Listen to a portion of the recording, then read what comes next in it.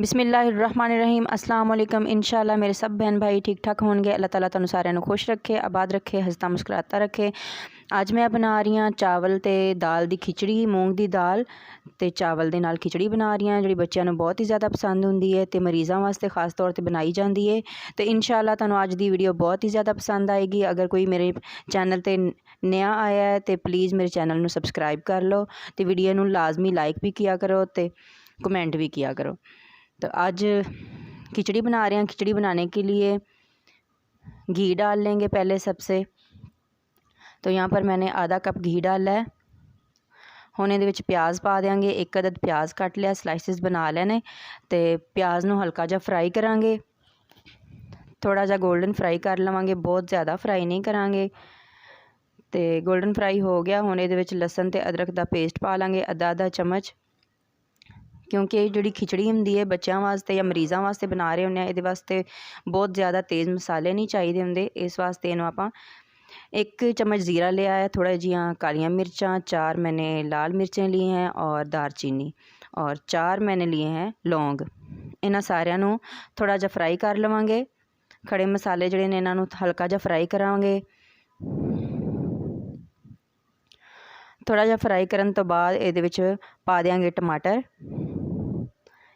2 अदद टमाटर लेने छोटे साइज़ दे, इन्हां ਨੂੰ बारीक कट लिया सी। इन्हां ਨੂੰ भी अच्छी तरह फ्राई कर लवांगे ताकि टमाटर नरम हो जान। तो मूंग दी दाल छिलकियां वाली लई है। 1 गिलास मैं चावल ले ने, 1 गिलास ही मूंग दी दाल लई है छिलकियां वाली। तो कुछ लोग जिहड़े ने तुली दाल पाते ने मूंगी दी, लेकिन मैनू छिलकियां वाली दाल ज़्यादा पसंद है, इसलिए मैं खिचड़ी दे विच लाजमी छिलकियां वाली दाल ही पानी हाँ। तो इहदे विच जिहड़ा पानी सी थोड़ा जिहा इहदे विच ही रहन दिता है। इन मैं तकरीबन 20 मिनट पहले भगो के रख दिता सी। तो हुण आपां इहनूं थोड़ा जिहा पका लवांगे। 1 चम्मच मैं नमक दा पाता है, एक तो थोड़ा जिहा ज़्यादा चैक कर लवांगे, बाद च घट लगा तो होर पा लांगे। तो इन थोड़ा जिहा हिला दिंदे आं, तो थोड़ी देर वास्ते इहनूं ढक के रख दिंदे आं ताकि दाल थोड़ी जी नरम हो जाए। तो उस तो बाद आप पानी इहदे विच पावांगे। तो दाल दा जिहड़ा पानी है वो खुश्क हो चुका है, दाल भी थोड़ी नरम हो गई है। तो हुण इहदे विच पानी पा देंगे। 1 गिलास ही मैं चावलों का लिया, तो एक गिलास लिया दाल का, क्योंकि ये जिहड़ी दोवें चीज़ां ने इन्हां नूं एक जिन्नियां चीज़ां लई दियां ने। तो 2 गिलास पानी पा देंगे इहदे च। यह वाला गिलास जिहड़ा इहदे नाल चावल नापे सी, तो यह 2 गिलास इहदे च पानी पा देंगे, क्योंकि दाल नूं असीं पहले नरम कर लिया। तो हुण इहनूं उबाल आउण तक थोड़ी देर वास्ते ढक देंगे।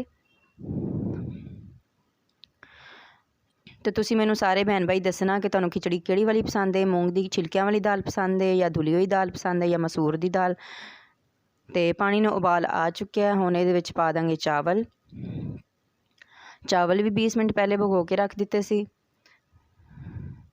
तो खिचड़ी बनाने वास्ते तुसी टोटा चावल भी लै सकते हो, साबत चावल भी लै सकते हो, तुसी अपनी मर्जी नाल, क्योंकि खिचड़ी जिहड़ी बना रहे होंगे उहदे वास्ते ज़रूरी नहीं कि चावल साबत ही होण। तो हुण इहनूं मिक्स कर लवांगे। तो 5 मिनट तक असीं इहनूं तेज़ अग ते पका लवांगे, पानी खुश्क होण तक, क्योंकि भगो के चावल रखे सी, इसलिए अब इनू ज़्यादा टाइम नहीं लगेगा। तो हुण 5 मिनट मैं इनू तेज़ आंच करके पका लिया। पानी खुश्क हो गया, बल्कि हल्की हल्की नमी रह गई है। हुण इनू दम ला देंगे। गैस जिहड़ी इनू स्लो कर देंगे, बहुत ही जिस तरह दम लगाईदा। तो हुण इनू दम लगा देंगे तकरीबन 15 मिनट वास्ते। तो 15 मिनट तो बाद इनू चैक कर लवांगे। यह जिहड़ी थोड़ी जी भाप निकल रही सी, इहदे विच मैं थोड़ा जिहा कागज़ फसाता सी ताकि भाप बाहर ना निकले ढक्कन दे उपर जिहड़ा होल हुंदा है। तो दम साडा जिहड़ा बहुत ही अच्छा लग चुका है। तो तुसीं देख सकते हो माशाल्लाह बहुत ही मज़ेदार, बहुत ही प्यारी खुशबू भी आ रही है। तो खिचड़ी बहुत ही अच्छी खिली खिली बनी है। दाल भी गल चुकी है बिल्कुल, चावल बिल्कुल खिले खिले ने। असीं इहदे च बहुत ज़्यादा मसाले भी नहीं पाए, क्योंकि खिचड़ी च बहुत ज़्यादा मसाले नहीं पाए जाते। तो इंशाल्लाह तुहानूं अज दी वीडियो बहुत पसंद आई होएगी। दुआवां च याद रखना अपनी बहन नूं। तो प्लीज़ मैनूं कमेंट भी अच्छा जा करना, तो वीडियो नूं लाइक भी करना, तो अगे अपने दोस्तां नूं बहन भाइयां नूं शेयर भी कर देना। तो हुण इहनूं